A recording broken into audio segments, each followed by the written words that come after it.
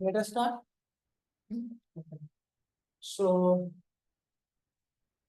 Finally अभी ये जो सब्जेक्टिव पेपर्स आप लोग लिख रहे थे उसका ऑलमोस्ट अभी कंप्लीशन पे आ गया है। सिर्फ अभी किसी का बायोलॉजी का पेपर बचा हुआ, किसी का साइकोलॉजी का पेपर बचा हुआ, किसी का कंप्यूटर साइंस का पेपर बचा हुआ।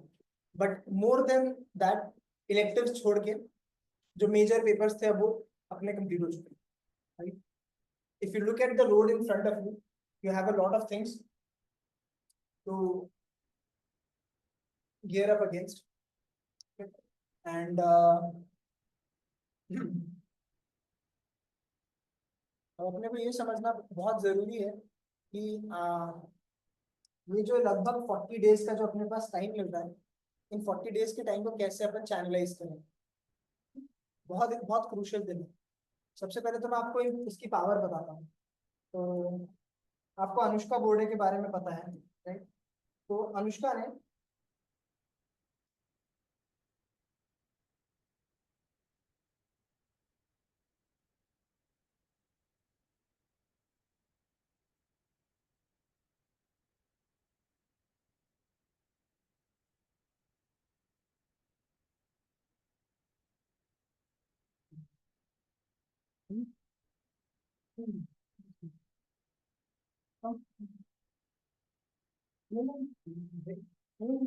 मैच बॉक्स में मतलब वापस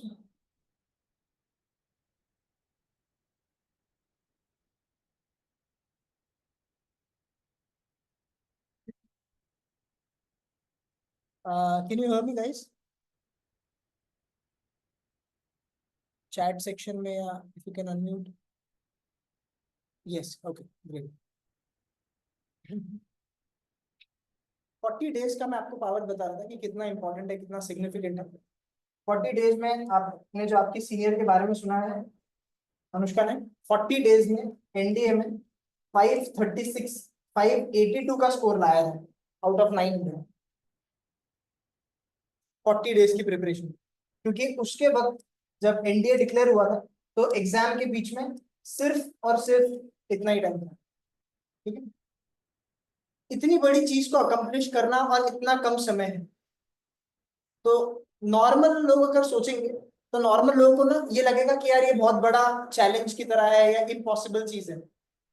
बट अगर आप अच्छे पॉइंट ऑफ व्यू से सोच के देखो, इसको सही डायरेक्शन में सोच के देखो, 40 डेज का अगर आपने स्ट्रेटेजिक प्रिपरेशन किया तो सिर्फ 40 दिन ही पढ़ाई करनी है और एक पर्टिकुलर थ्रेशोल्ड को क्रॉस करके आपको एग्जाम निकालना है।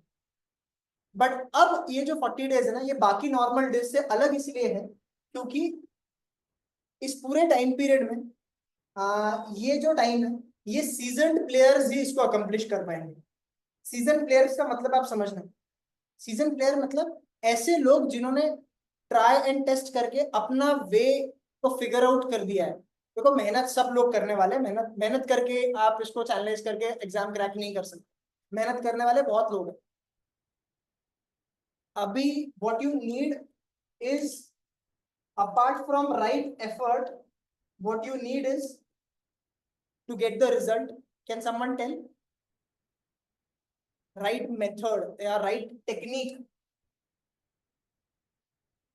राइट टेक्निक वो अपने को डेवलप करना बहुत जरूरी है। जो लोग देखो एफर्ट मारना है, कई लोग करते रहेंगे एफर्ट, फिर भी रिजल्ट्स नहीं आने वाले। अभी आपको बहुत ज्यादा रिजल्ट ओरिएंटेड लेवल पे काम करना पड़ेगा, उस टेक्निक से काम करेगा करना पड़ेगा जिस टेक्निक से रिजल्ट मिलता हो। छोटा सा एग्जांपल, अगर आप सब्जेक्टिव या बोर्ड एग्जाम्स की प्रिपरेशन करते हो या आप उसकी कर रहे हो, तो आपको एक पर्टिकुलर अप्रोच में जाना पड़ेगा। मतलब सब्जेक्टिव आंसर्स लिखने का टेक्निक अगर आपको आता है तो आप वहां पे स्कोर कर पाओगे। उसी तरह से सिर्फ एफर्ट मार के काम नहीं चलेगा।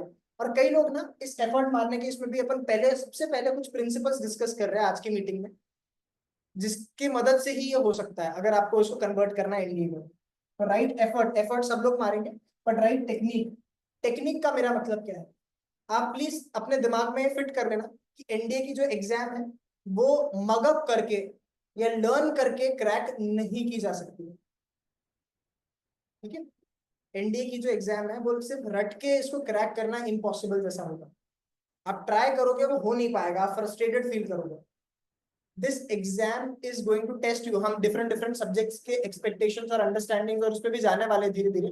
पर पहला चीज जो आपको समझना पड़ेगा आपकी राइट टेक्निक में, वो है अंडरस्टैंडिंग। आपकी अंडरस्टैंडिंग सरफेस लेवल पे चीजें करके या ऊपर ऊपर से क्वेश्चन सॉल्व करके विदाउट कंप्लीट अंडरस्टैंडिंग ये नहीं होगा। बिकॉज आपने अगर पास्ट 2-3 साल के पेपर्स एनालाइज किए होंगे तो वो देखेगा, आप देखोगे हर बार वो आपकी अंडरस्टैंडिंग को टेस्ट कर रहा है। अगर आपकी अंडरस्टैंडिंग अच्छी है तो ही आप उसको कर पाओगे। प्रोसीजर बेस्ड क्वेश्चन अब मैथ्स में पूछना उसने कम कर दिया है। प्रोसीजर बेस्ड क्वेश्चंस क्या होते हैं, गिवन डेटा होता है, ये निकालना होता है, ये कर लो ये कर लो ये कर लो, आ जाएगा। ठीक है, तो अभी अंडरस्टैंडिंग बेस्ड क्वेश्चंस पे फोकस करना, ये पहली चीज है। दूसरा, कई लोगों को लगता है कि मैं सब चीजें प्रिपेयर कर लूंगा। 40 डेज के टाइम पीरियड में हर चीज करना, प्रिपेयर करना पॉसिबल है ही नहीं। ये पॉसिबल ही नहीं है सारी चीजों को प्रिपेयर करना। You have to be very very smart and you have to understand this principle of 80-20। 80-20 principle को इससे पहले भी अपन ने डिस्कस किया है। 80-20 प्रिंसिपल क्या बोलते हैं, 80% of the questions will come from 20% important things in the syllabus. अपने को सिलेबस से भटकना ही नहीं है। आप 20% कोर और इंपॉर्टेंट चीजें आइडेंटिफाई करो, उसी में से आपका 80% स्कोर बनेगा, 80% अटेम्प्ट बनेगा। ये बहुत इंपॉर्टेंट है। अगर हम सोचे 40 दिन में इतने सारा सब्जेक्ट, इतने सारे चैप्टर्स मैथ्स के करने, इतने सारे चैप्टर्स फिजिक्स के करने, केमिस्ट्री के करने, बायोलॉजी के करने, ज्योग्राफी के करने, हिस्ट्री के करने, पॉसिबल ही नहीं है। तो you need to identify what are those 20% core areas which are most important. आपको वो आइडेंटिफाई करना पड़ेगा। कैसे करेंगे उसका आइडेंटिफिकेशन? हाँ, previous year questions highly important. पिछले 5 साल के पीवाईक्यूज, 5 ईयर पीवाईक्यू बहुत बहुत बहुत सुपर इंपॉर्टेंट है। 5 ईयर पीवाईक्यूज, 5 ईयर पिछले 5 साल के पीवाईक्यूज में कितने साल अपने, कितने पेपर्स अपने कवर हो जाएंगे? 10 साल अपने कवर हो जाएंगे, 10 पेपर्स अपने कवर हो जाएंगे, मैट के भी गैट के भी। जब आप फॉर एग्जाम्पल अगर मैं आपसे क्वेश्चन पूछता हूँ आपका पीवाईक्यू अंडरस्टैंडिंग देखने के लिए, आप मुझे बताओ मैट्रिसेस से वो किस तरह के क्वेश्चन पूछता है? कोई बता सकता है क्या? जिसने पीवाईक्यू का बुक लगाया होगा वो बता पाएगा मैट्रिसेस में किस तरह के क्वेश्चन पूछता है। हाँ, प्रॉपर्टी बेस्ड क्वेश्चंस पूछता है। ठीक है, प्रॉपर्टी बेस्ड क्वेश्चंस में भी कौन से प्रॉपर्टीज के ऊपर वो पूछता है? एडजॉइंट, ठीक है, और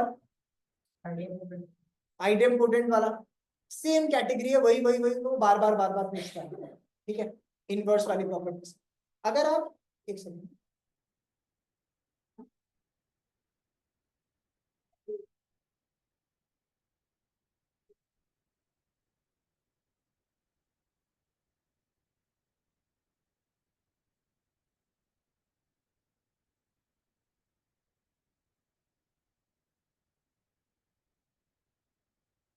just a minute, joining.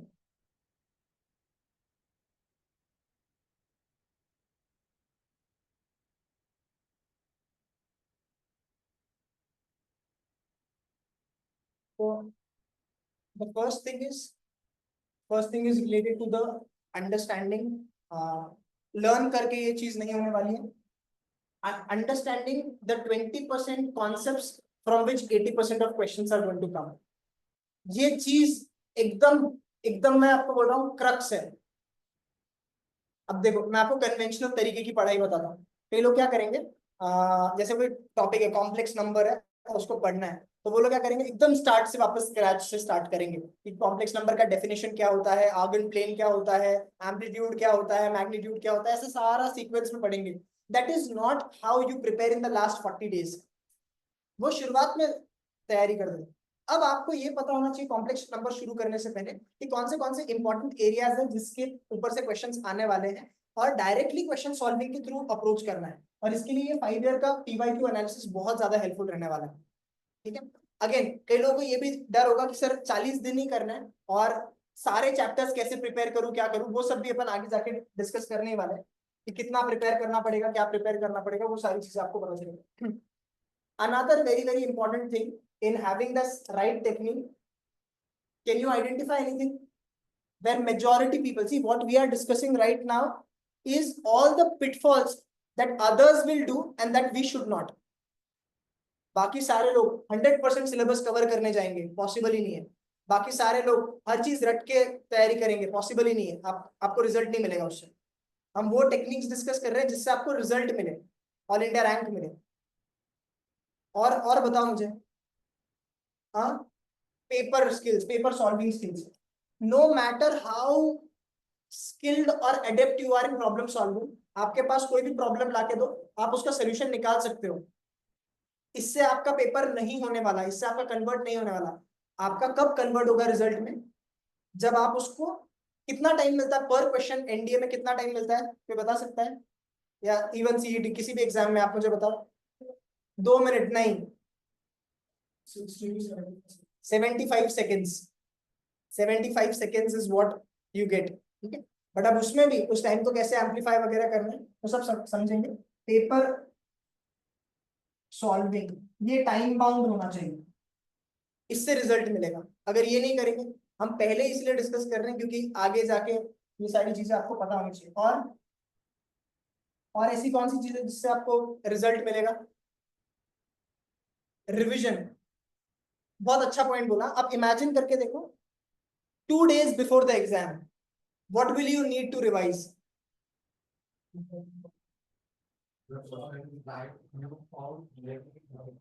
Tricky, important questions you will need. हाँ, इंपॉर्टेंट क्वेश्चन। अब इंपॉर्टेंट क्वेश्चंस मुझे रिवाइज करने हैं एग्जाम के 1 दिन पहले या 2 दिन पहले। मैं ढूंढूंगा कुछ इंपॉर्टेंट क्वेश्चन मुझे प्रीवियस ईयर की बुक में से मिलेंगे, कुछ इंपॉर्टेंट क्वेश्चन मुझे मॉक टेस्ट में से मिलेंगे। तो ऐसे ढूंढते बैठूंगा कि मैं, what I need to have is a compiled thing.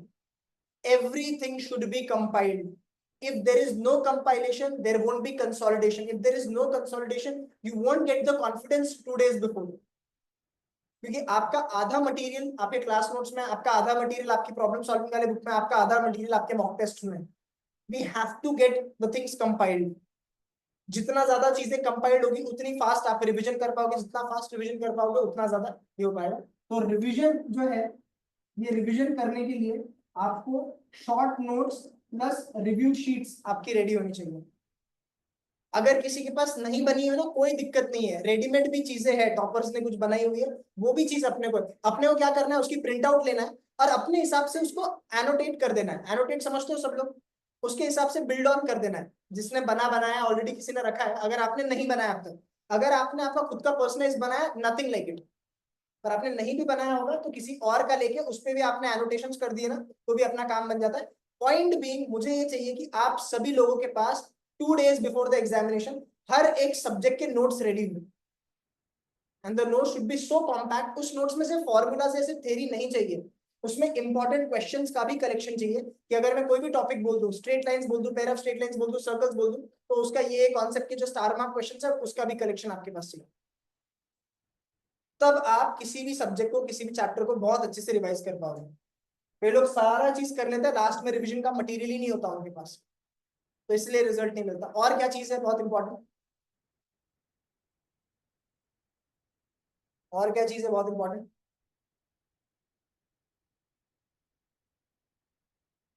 और क्या टेक्निक है जिससे आपको रिजल्ट ऐसा मिलेगा? सोच के देखो।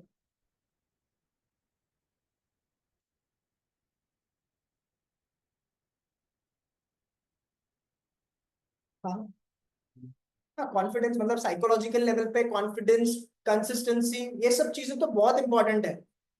विदाउट कॉन्फिडेंस आप ये मेजर एग्जाम्स को क्रैक नहीं कर सकते। क्योंकि कॉन्फिडेंस क्यों लगता है? क्योंकि आपको डिसीजन मेकिंग करनी है पेपर में। ये सवाल को अटेम्प्ट करूं या छोड़ दूं, ये सवाल को पकड़ना है, अटेम्प्ट करना है, छोड़ना है। इस सवाल को करना है तो कितने ड्यूरेशन तक करना है? ऑलरेडी मेरा 2 मिनट जा चुका है, इसको छोड़ना है या कंटिन्यू करके आंसर लाना है? ये सारी चीजों का डिसीजन लेने के लिए आपको बहुत कॉन्फिडेंस लगता है। अभी हम आगे जाके देखेंगे कैसे सभी लोग, सभी स्टूडेंट्स अलग अलग कैटेगरी में बैठेंगे। सारे स्टूडेंट्स के लिए एक प्लान नहीं बनेगा। एक और चीज समझ लेना, राइट टेक्निक में राइट प्लानिंग भी आ जाएगी। और राइट प्लानिंग, जैसे भगवान ने आप सब लोगों को यूनिक बनाया है, उसी तरह से आप सब लोगों का जो प्लान है ना वो भी यूनिक ही बनेगा। जैसे जो प्लान तेरा है, अगर वो एज इट इज तू फॉलो करेगा तो रिजल्ट मिलेगा क्या? नहीं मिलेगा।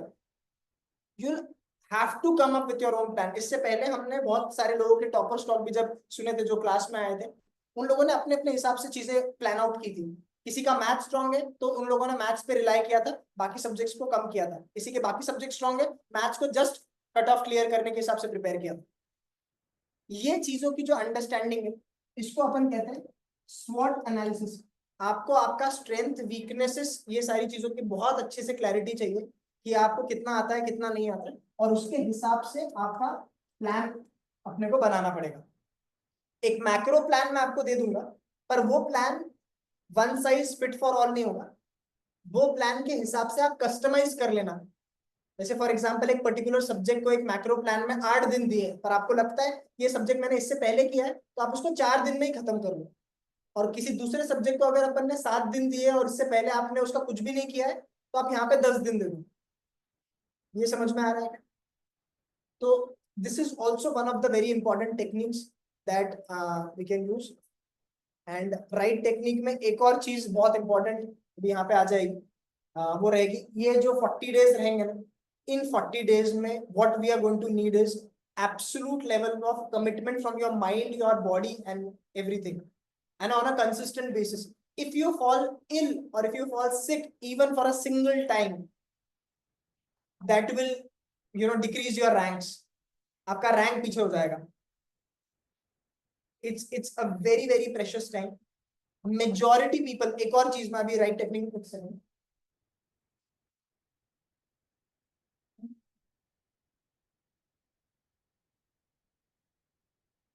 मेजोरिटी पीपल, बहुत सारे लोगों का क्या होता है, आज हम आप सोच के देखो आपका ओरिएंटेशन अपन आज क्यों कर रहे हैं। द रीजन अपन आज ये कर रहे हैं क्योंकि आज ही जितना अपन सोच सकते हैं अगले आगे 40 दिनों में क्या क्या लगने वाला है, वो सब आज ही अपन सोच लेंगे। कल का भी दिन आपको पूरा छुट्टी दिया हुआ है, कुछ भी मत पढ़ो, कोई जरूरत नहीं, कुछ मत पढ़ो, बट एकदम माइन्यूट लेवल पे जितना अच्छा आप प्लान बना सकते हो उतना अपन अच्छे से बना लेंगे। बिकॉज होगा ये, बहुत सारे एस्पिरेंट्स का क्या होता है, वो मिड जर्नी, बीच रास्ते में ना, हर हर 2-3 दिन बाद, हर 4-5 दिन बाद एक नया यूट्यूब वीडियो देख लेंगे और अपना प्लान चेंज कर देंगे, और उस कंफ्यूजन में बहुत सारी कंपटीशन हट जाती है। ठीक है, तो जो भी नैरो डाउन करना है, जो भी प्लानिंग करनी है, वो अपने को अभी करनी है कि दीज आर द टॉपिक्स, ये 30 चैप्टर्स है मैथ्स के, इन 30 में से 25 पे फोकस करना है। कोई 20 पे करेगा, कोई 25 पे करेगा, कोई 30 का 30 करेगा। हर एक का लेवल जो रहेगा वो अलग अलग रहेगा। बट आज, अभी आज के शाम में या फिर कल के दिन में ही आपको वो नैरो डाउन करना पड़ेगा कि मेरा पर्टिकुलर सब्जेक्ट स्ट्रेंथ क्या बनता है।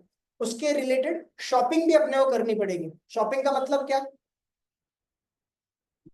हाँ, yes, notes, compilation, study material. कल के जो दिन का समय है, कल के दिन के समय पे जब आप रिलैक्स करोगे, आप रिलैक्स करो, बट जितना भी स्टडी मटेरियल आपको रिक्वायर्ड होने वाला है, ये सारा अपने को इकट्ठा करके रखना है कल ही। जब हम शुरू कर देंगे 24 तारीख को, उसके बाद अपना टाइम वेस्ट नहीं होना चाहिए, अरे इसका मटेरियल, फिजिक्स का मटेरियल ढूंढो, केमिस्ट्री का मटेरियल ढूंढो, ये नहीं है मेरे पास, वो नहीं है मेरे पास। वैसा सब नहीं। जब जैसे हम घर से घूमने के लिए निकलते हैं, कहीं पे अगर जाते हैं, तो सारी चीजों को पहले ही प्लान आउट करके अपने गाड़ी में रख लेते हैं ना, ताकि रास्ते में कोई प्रॉब्लम ना हो। बिल्कुल उसी तरह से अपने को ये सारी चीजों का जो मटेरियल शॉपिंग है, मटेरियल शॉपिंग यानी मटेरियल का कलेक्शन जो भी अपने को लगने वाला है, वो पहले ही आइडेंटिफाई करके, और ऑथेंटिक मटेरियल है। मार्केट में बहुत सारे सुपर शॉर्टकट वाले ऐसे वैसे मटेरियल है, ये सब नहीं लेना है ना। बहुत सारे हर तरह के मटेरियल अवेलेबल है, और आपको सिंपल टाइम टेस्टेड ऐसा मटेरियल लेना है जो ना रिलायबल हो और जिससे आपको रिजल्ट्स मिले। मटेरियल दोनों तरह है। अगर आप मटेरियल में कौन सा मटेरियल आएगा, पहला है प्लेलिस्ट। अगर आप कोई सब्जेक्ट्स को कवर करना चाहते हो, अगर कोई टॉपिक्स को कवर करना चाहते हो, तो आपके पास राइट प्लेलिस्ट चाहिए वीडियोस की। दूसरा आपको क्या लगेगा, थियरी के नोट्स, ऐसा कुछ, या तो आपके खुद के या तो फिर कहीं और के। तीसरा आपको क्या लगेगा, सॉल्विंग मटेरियल। चौथा आपको क्या लगेगा, टेस्ट। टेस्ट का आप चिंता मत करो, टेस्ट यहाँ से मैं प्रोवाइड कर दिया करूंगा, टेस्ट का आपको चिंता करने की जरूरत नहीं। और उसके बाद आपको लगेगा क्या, मॉक्स हो गए, सॉल्विंग मटेरियल हो गया, नोट्स हो गए, प्लेलिस्ट हो गए। ठीक है, ये सब जो भी मटेरियल लगने वाला है वो। इसमें भी एक बहुत ही कॉमन चीज कई सारे लोग करेंगे, जो कि एक टेक्निक का बहुत बुरा चीज है, वो है कि मोर, मतलब कई लोगों को लगता है कि मैं ये भी कर लेता हूँ सोर्स, ये भी कर लेता हूँ।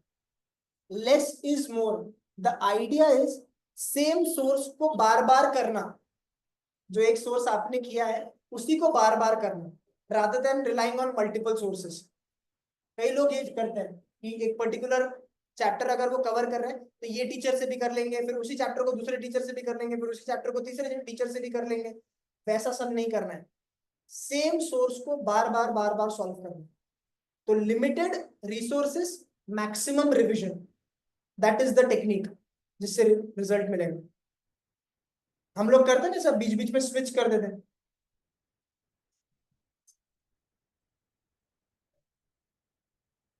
हाँ, नहीं तो आपने उस वक्त पे कंसल्ट करना चाहिए। कई बार ऐसा होता है, जैसे मान लो एक बहुत अच्छी किताब है, जब आप उसको एक बार पढ़ते हो तो आपको 10% ही समझ में आती है। उसी किताब को आप वापस पढ़ोगे ना, आपको 25-30% समझ में आएगी। उसी किताब को एक और बार पढ़ते हो तो आपको 70-80% समझ में आएगी। तो हर बार सोर्स चेंज करना इज नॉट द सोल्यूशन। ठीक है, तो उस वक्त आपने कंसल्ट कर लेना चाहिए कि सर ये वाला लेक्चर जो आपने भेजा था या फिर ये वाला चीज जो मैं देख रहा था इसमें मेरे को प्रॉब्लम आ रहा है, तो should I relook at the same video और is there any different video that I can watch और is there any different thing I can do. ठीक है, ये चीज। सो सारी राइट टेक्निक समझ में आई क्या? क्योंकि राइट टेक्निक प्लीज समझना, जैसे मान लो अब ये बॉटल है,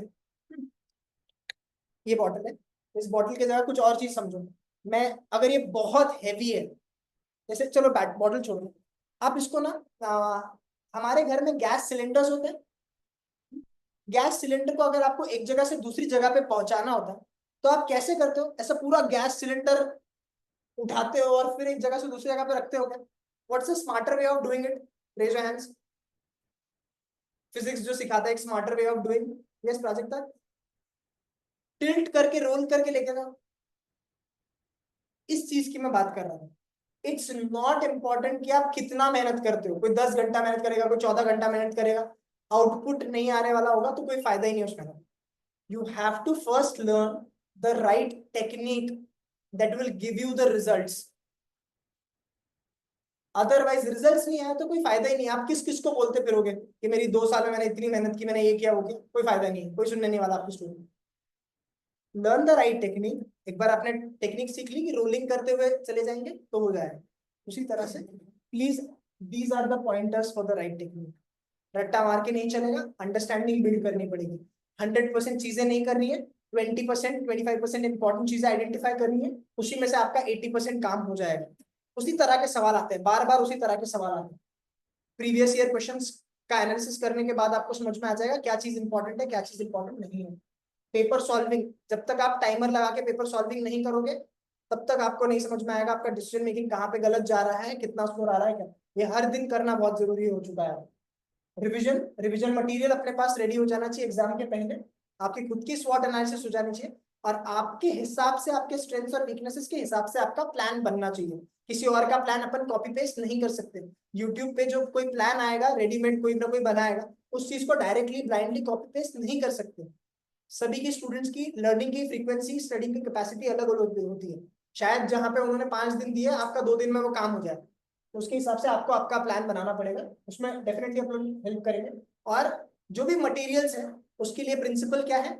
लिमिटेड मटेरियल, मैक्सिमम रिविजन।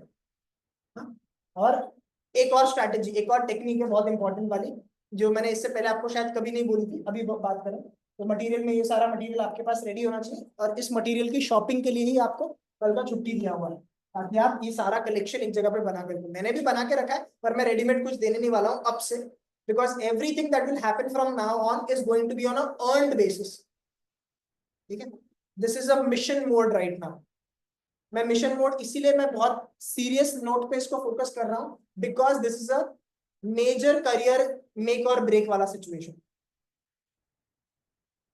इससे पहले कई लोगों ने अपना एनडीए का एग्जाम दिया होगा सितंबर अटेम्प्ट में, उस टाइम पे लायबिलिटी कम थी, अगर ना भी हो जाए तो ये वाला अटेम्प्ट था। बट इस बार लायबिलिटी थोड़ी बढ़ गई है। इस बार आपके एग्जाम्स के भी, आपके जितने भी एग्जाम्स अभी आप दोगे, जेडब्ल्यू हो, सीईटी हो, एनडीए हो, सीयूईटी हो, लॉ ऑफ सीईटी, किसी भी तरह का एग्जाम हो, इसके बाद आपको अगले अटेम्प्ट के लिए ड्रॉप लेना पड़ेगा, या फिर आप उस जोन में जाओगे कि जहां पे आपको एक अटेम्प्ट कॉस्ट करना पड़े।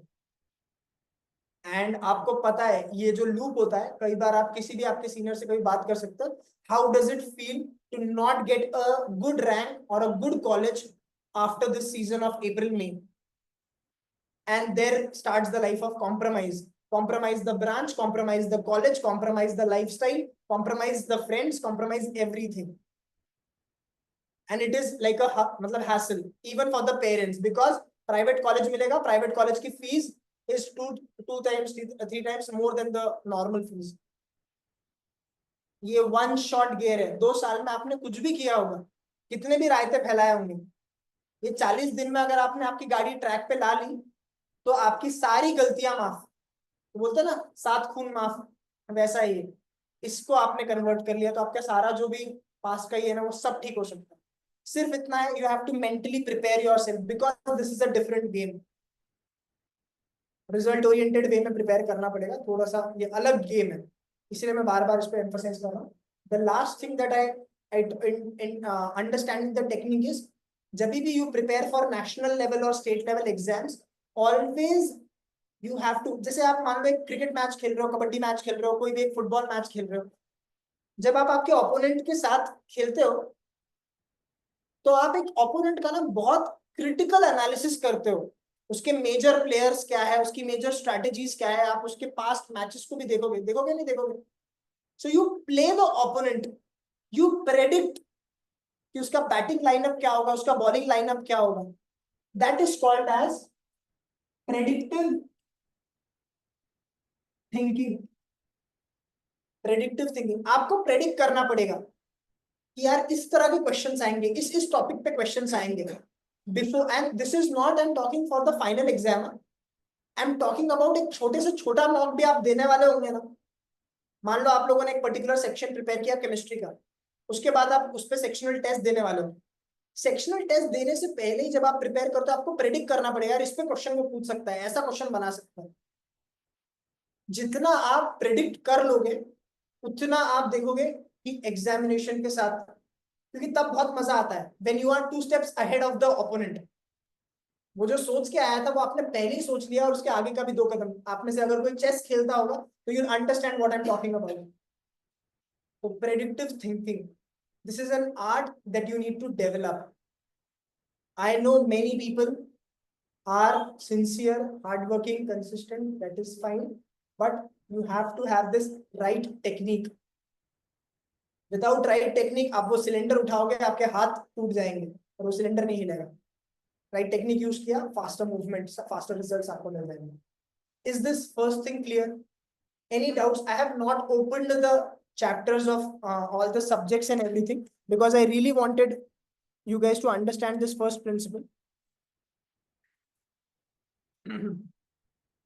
एक और लर्निंग में कुछ सब्जेक्ट्स जब हम स्टार्ट करेंगे, जब कुछ सब्जेक्ट्स आप पढ़ोगे, some subjects need a visual learning. Visual learning का मतलब क्या? 2-3 चीजों के पॉइंट ऑफ व्यू से visual learning you should always have. अगर आप ऑनलाइन का रेफरेंस लेके भी कोई पर्टिकुलर चीज पढ़ रहे हो, you should always have something to scribble. सिर्फ ऐसे नहीं देखना है ऑनलाइन। अगर आप एक स्टडी मटेरियल जिसका आपने प्रिंट आउट लेके आके रीडिंग भी कर रहे हो, उस पे भी आपको कुछ स्क्रिबल करते रहना है, हाइलाइटर से हाईलाइट करना है, कुछ स्क्रिबल करते रहना है। You have to engage all your senses in learning that information, because the time that we have is so less that जो चीज आपने पढ़ी है ना, शायद उसको दोबारा देखने का समय भी ना मिले। तो you have to study that thing in a way कि अगर ये दोबारा ना भी देखने को मिले तभी भी मुझे एग्जाम में याद आ जाएगा। So you have to engage with the content. There are certain subjects. For example, if we talk about NDA, there are certain subjects like geography. So if you have to prepare for geography, the best way is some pictorial learning. जब आप volcano का picture देख लेते हो, mountain landforms का picture देख लेते हो, अलग अलग चीजों का पिक्चर आपने देख लिया, एनिमेशन देख लिया, ओशनोग्राफी, क्लाउड वगैरह, ये सारी चीजों का, तो आपको ज्यादा ध्यान में रहेगा। तो discovering these techniques of learning is also one of the important key techniques that we need to focus. Okay, now coming to the second phase or second part of the this thing meeting, that is the subject related things. First let us just categorize ourselves. So I've tried to make a few categories. I'll try to show them to you. You can, मतलब there are two options. आप बता सकते हो कि sir मैं इस category में बैठ रहा हूँ. अगर आप कंफ्यूज हो तो मैं आपको ट्राई करूंगा आपको बताने का आप किस कैटेगरी में बैठ रहे हो. सिंपल फॉर्मूला इन कैटेगरीज बनाने को ये है. Ultimately what matters is clearing the exam and clearing the benchmark. Doesn't matter कौन कितना ज्यादा स्कोर करता है. तो first category, first we are talking about NDA. You can have similar plans for other examinations and we'll cover the later examinations, the plan B examinations in the last segment of the class. So category A. So category A is those students who can get a score of 150 plus in mathematics and in GAT they can get a score of 350 plus, making a total of 500 plus. ये category A. अगर आप इसमें fall करते हो तो उसके हिसाब से देखो बहुत सिंपल है. अगर आपको एक मर्सिडीज बेंज एस क्लास लेनी है तो उसके लिए प्राइस भी आपको ज्यादा चुकानी पड़ेगी. तो यहाँ पे अगर आपको जाना है, इस कैटेगरी में ऑपरेट करना है, आपके एक्सपेक्टेशंस, आपका जो काम रहेगा वो थोड़ा सा हायर लेवल का एक्सपेक्टेड रहेगा. प्लीज समझ लो. अगर किसी को 150 मैथ्स में लेके आने हैं, कोई बता सकता है कि अगर 150 मार्क्स लेके आने हैं तो कितने चैप्टर्स कवर करने पड़ेंगे. लगभग मैथ्स में 30 चैप्टर्स है, कितने चैप्टर्स कवर करने पड़ेंगे लगभग, कोई बता सकता है. ये 20 to 25 में नहीं आएगा. अगर 30 टॉपिक्स है तो नहीं आएगा. आपको 90% एंड अबव टॉपिक्स आपके बहुत अच्छे चाहिए तब जाके ये आएगा. यानी कि आपके 30 टॉपिक्स में से 27 प्लस टॉपिक्स बहुत अच्छे चाहिए तब जाके आपका 150 के ऊपर स्कोर आ सकता है. कोई ये बता सकता है कि अगर मैथ्स में 150 का स्कोर लाना है तो अटेम्प्ट कितना रिक्वायर्ड होगा, कितने क्वेश्चंस आपको मिनिमम करके आने पड़ेंगे कि जिससे आपका 150 का स्कोर आ जाए. 60 क्वेश्चन में हो जाएगा. 60 इंटू 2.5 किया ही तो ही 150 आएगा. एक भी गलत नहीं हुआ क्या? हाँ 100. यहाँ पे आपका अटेम्प्ट अगर एक्यूरेसी डिसेंट रहती है तो अराउंड 80 प्लस अटेम्प्ट है. इसका मतलब, और ये जो प्रिंसिपल्स मैं आपको बता रहा हूँ ना ये सारे एग्जाम्स के लिए ट्रू है, तो अपन कोरिलेट करते हुए चलेंगे. 80 क्वेश्चंस से कम अगर कोई सॉल्व करता है तो उसके चांसेस ऑफ गेटिंग 150, आप समझ रहे हो. आपको 90% टॉपिक्स कंप्लीट करने पड़ेंगे और मेन पेपर में 80 से ऊपर सवाल करने पड़ेंगे तब जाके 150 आएगा. 80 सवाल करने पड़ेंगे. हमारे पास टाइम कितना है पेपर में? 150 मिनट्स.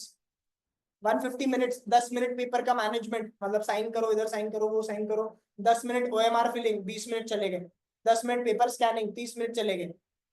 80 क्वेश्चंस 120 मिनट में करने, पर क्वेश्चन 1.5 मिनट मिलता है आपको.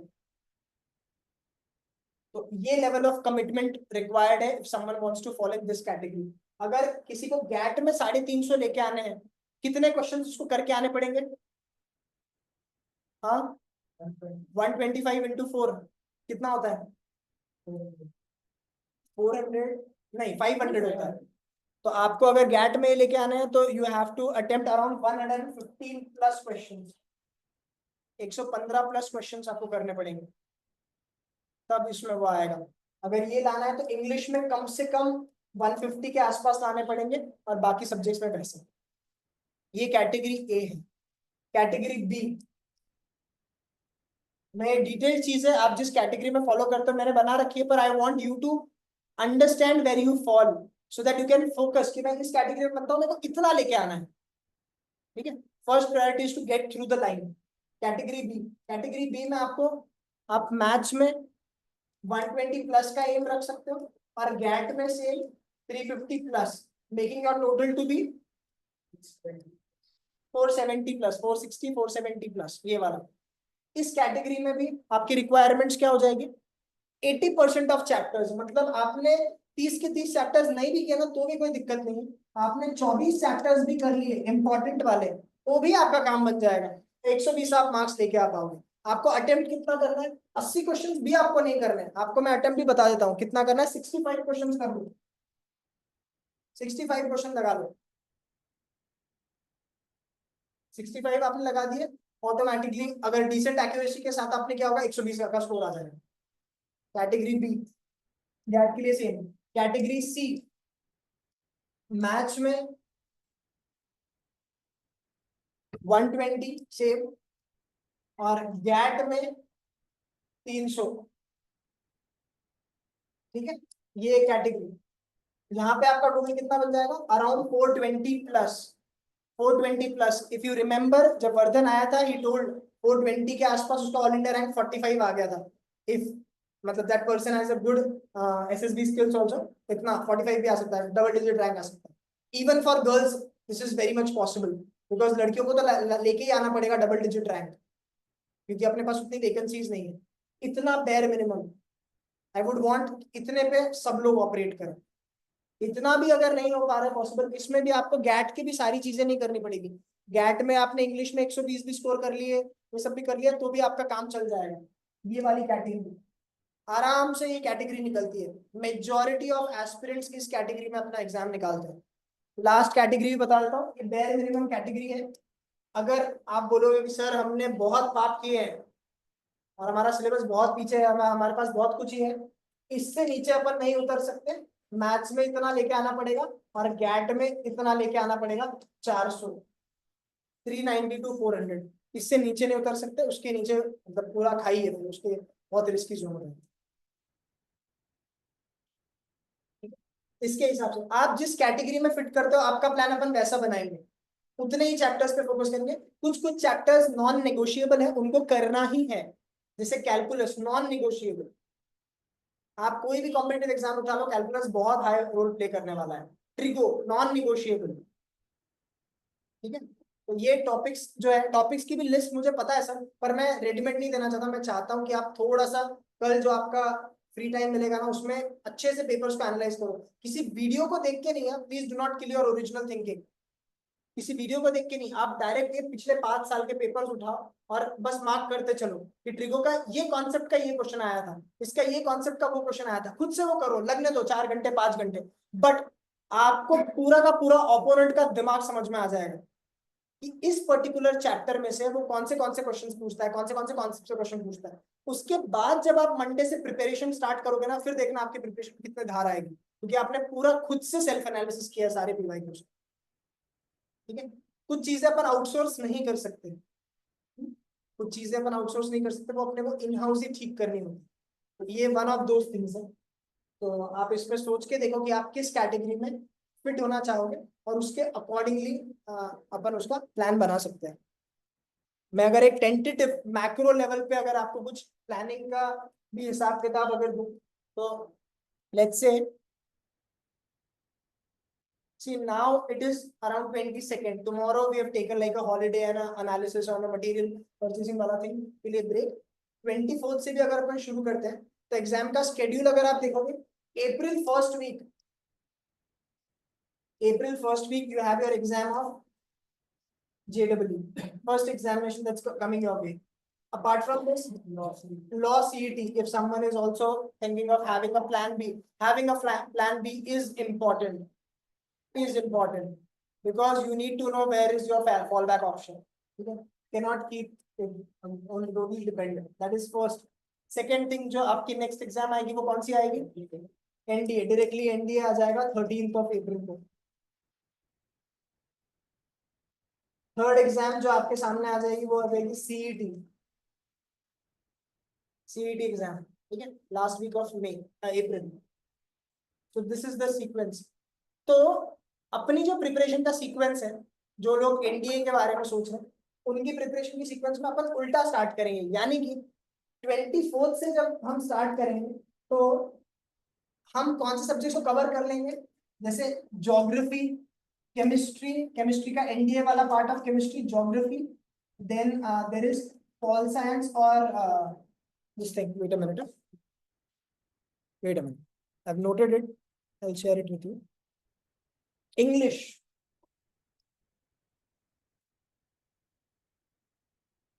Chemistry, geography, if possible biology. तो ऐसे सब्जेक्ट्स को अपन फिनिश करेंगे until the time your these things main electives are completed.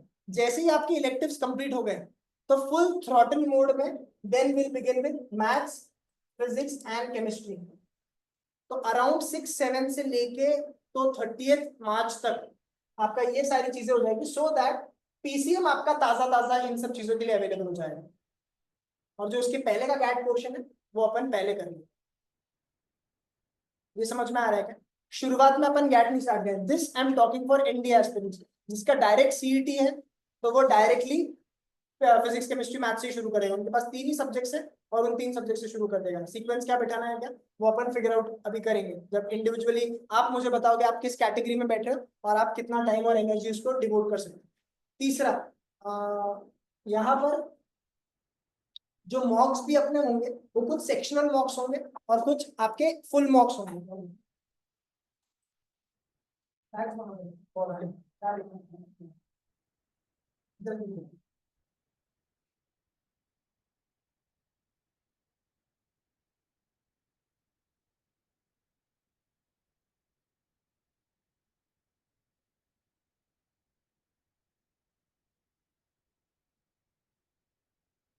I'll tell you the dates also of the full mocks.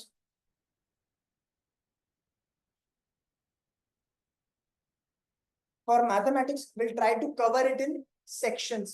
The first section will consist of important chapters like trigo and calculus. 100 marks का paper पहले section में हो जाएगा।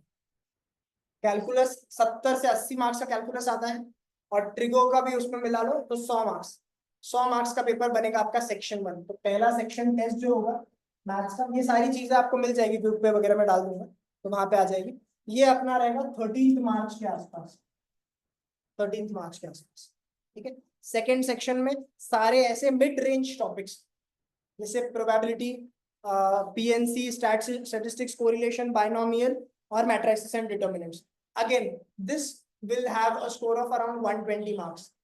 और last section में अपन फिर 2D 3D vector और रिमेनिंग टॉपिक्स लास्ट सेक्शन में around 24 March. So our deadline for mathematics is 24 मार्च।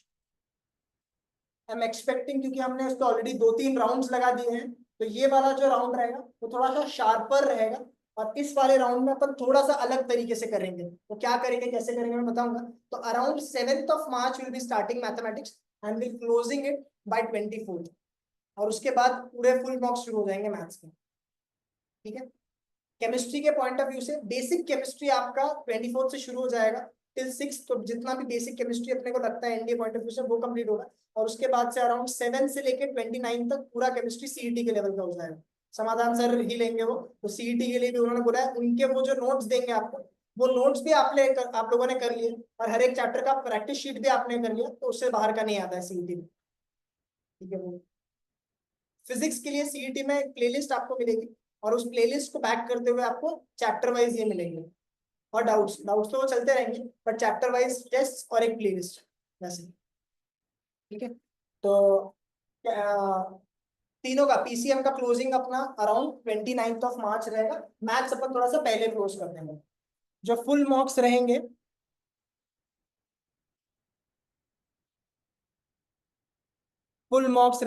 वो रहेंगे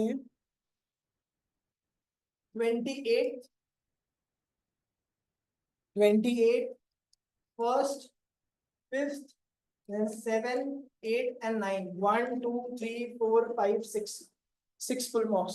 इफ एट ऑल एक और एडिशनल रख सकते हैं 10th को, डिपेंडिंग अपॉन कि आपका रिपीटेड मॉक्स देने के बाद स्कोर कैसा आ रहा है, परफॉर्मेंस कैसा आ रहा है। इन सारा चीजों का कैलेंडर और वो सब आपको मिल जाएगा, तो इसका आप लोग यहाँ तक समझ में आया। The first pillar that we discussed in today's meeting or today's orientation session is about the technique, because if the technique is not right, the time will get wasted. The second pillar that we talked about was related to category, establishing the category, establishing a goal. I have to hit this goal. That is the second pillar that we talked about. The third pillar that we're talking about is a planner that we'll be making. The planner would be micro in nature, macro in nature. Macro का मतलब क्या? Macro का मतलब broader plan रहेगा, उसको अपन customize कर लेंगे based on your individual requirements. That would मतलब, क्योंकि one size fit for all नहीं कर पाएंगे, the test will be available. ऐसा हो सकता है कि कोई वो टेस्ट 2 दिन पहले दे दे, कोई वो टेस्ट 2 दिन बाद दे दे, तो मैक्रो लेवल पे वैसा प्लानिंग रहेगा। ये बात समझ में आ रही है? इसमें कोई डाउट है? Okay. तो इसको एग्जीक्यूट करने के लिए, इसको बहुत अच्छे से परफॉर्म करने के लिए और इसके अंदर पूरा अच्छे से उतरने के लिए what what is needed is कि सबसे पहला आपका फिजिकल भी और आपका मेंटल भी प्रेजेंस, ठीक है, यानी एक बहुत ही लाइवली और एकदम एम्बिशियस लेवल पे काम करने का मैटर, ठीक है। From 24th Feb, that is the day when we are starting with an intensive academic boot camp। अब तक के जो बूट कैंप्स हुआ करते थे पीएसएल में वो 2 हफ्ते के लिए, मैक्सिमम 3 हफ्ते के लिए। इस बार ये जो बूट कैंप रहेगा वो सबसे बड़ा रहेगा और ये 40 days तक चलने वाला है, बिकॉज पूरा का पूरा अकेडमी, सीनियर से लेके जूनियर्स तक सभी लोग अकेडमिक मोड में रहने वाले हैं। ये बूट कैंप एक नो नॉनसेंस वाला मोड वाला बूट कैंप रहेगा। If at all anyone is found being indiscipline और इनसिंसियर अबाउट देयर वर्क और about their time, they would be kicked out. बहुत सिंपल है, आपने अगर नोटिस बोर्ड में प्यूरिफिकेशन पॉलिसी वगैरह देखी होगी, this is only for those who are really serious about cracking and making the most out of these 40 days।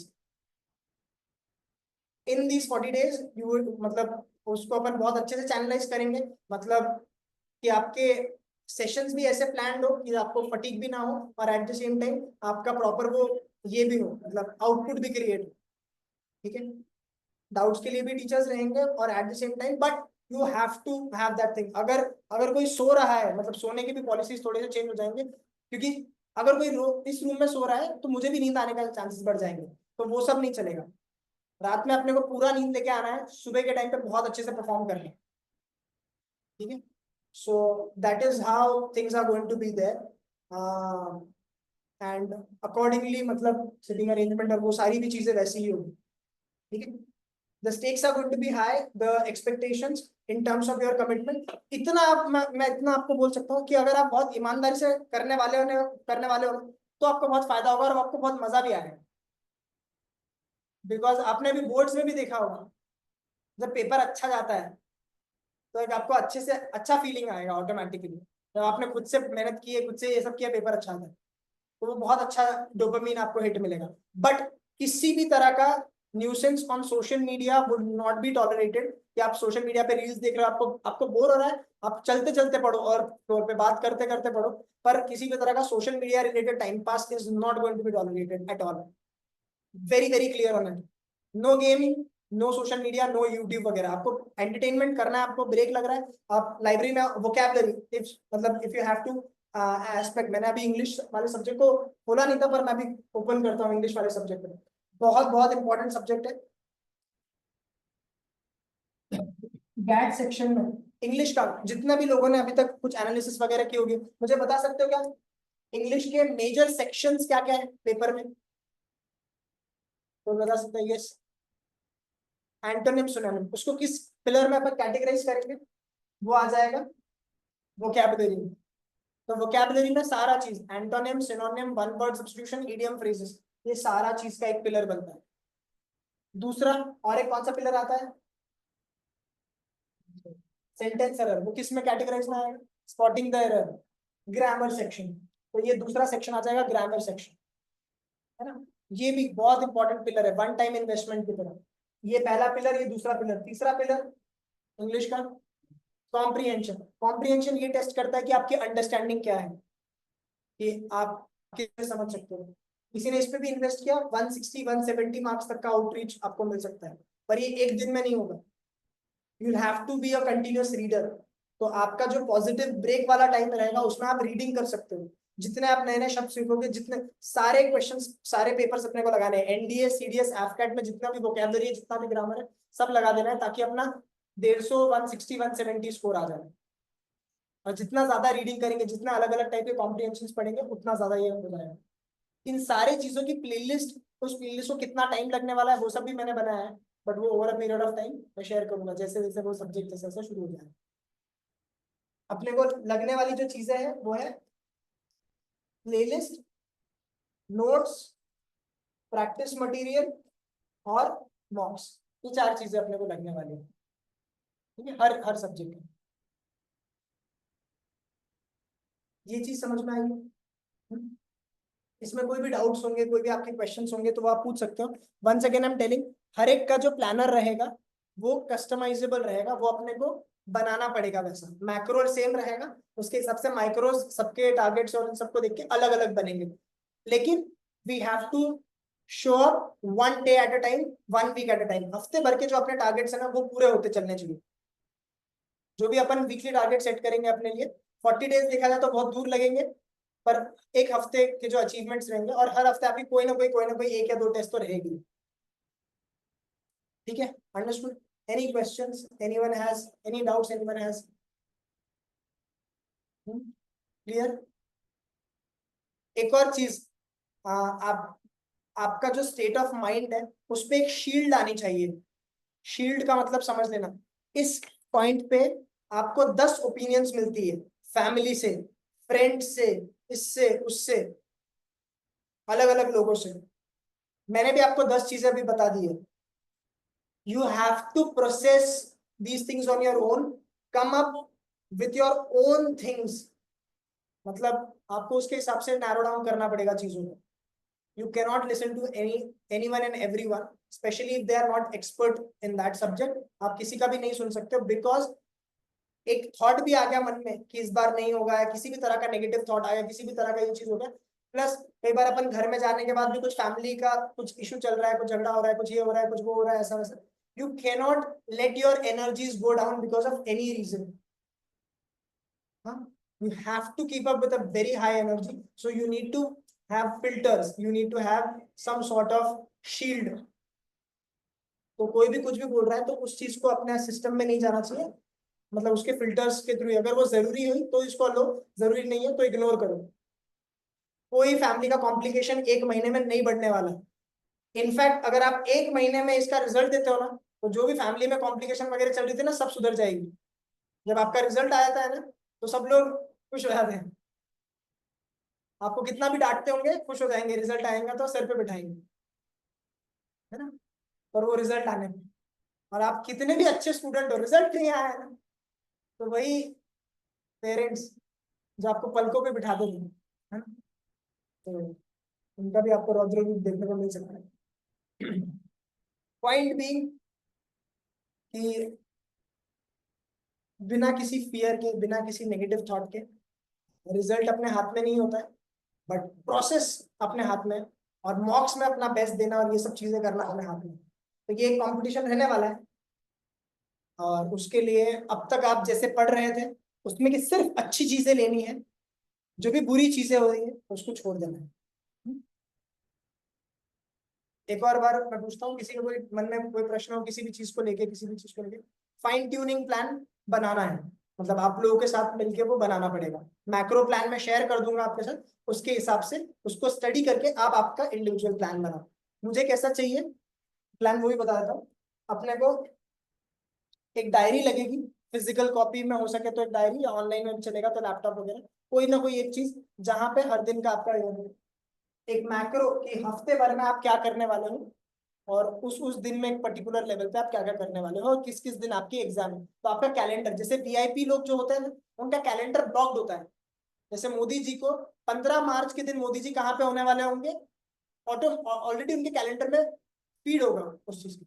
वैसा ही आपका कैलेंडर रहेगा, उसमें हर चीज feed होगा।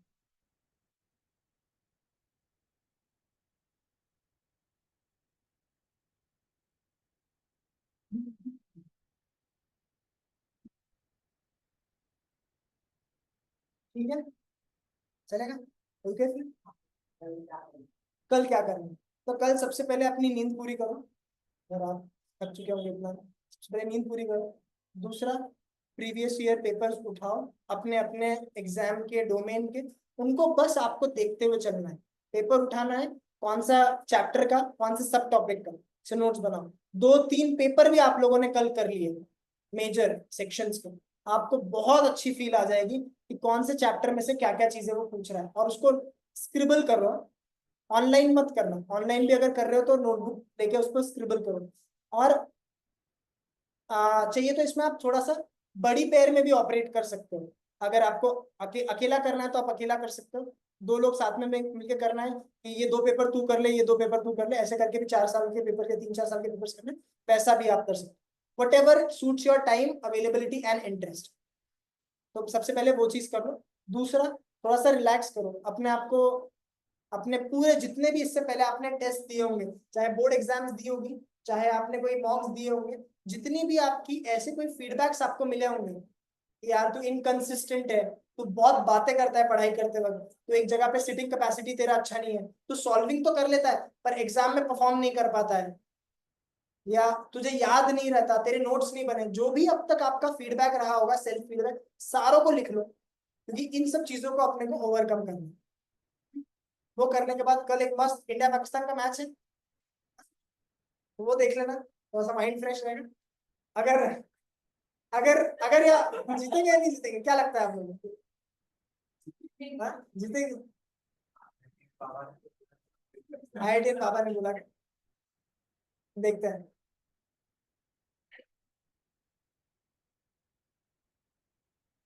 See, success or failure is not guaranteed, but if we go all out and be very passionate ना, entertainment is guaranteed। आपको मजा बहुत आएगा, आप जब मजे से काम करोगे ना, आपको मजा बहुत आएगा।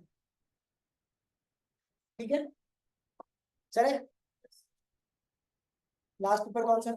हाँ, तो जिन लोगों के अभी ऑप्शनल पेपर्स बाकी हैं, तो वो, क्योंकि गैट वाला पोर्शन अपन शुरू करने वाले हैं, तो गैट 6 घंटा, 6 घंटा इलेक्टिव्स, 6 घंटा इलेक्टिव, 6 घंटे में ही पार्किंसंस लॉ ये कहता है, वर्क फिल्स द अवेलेबल टाइम। तो अगर आप किसी टास्क को 4 घंटा दोगे, तो 4 घंटे में आप उस टास्क को करोगे। उसी टास्क को अगर आपने 2 घंटा दिया, तो आपका माइंड बॉडी सब कुछ 2 घंटे में भी उसको खत्म कर सकते हैं।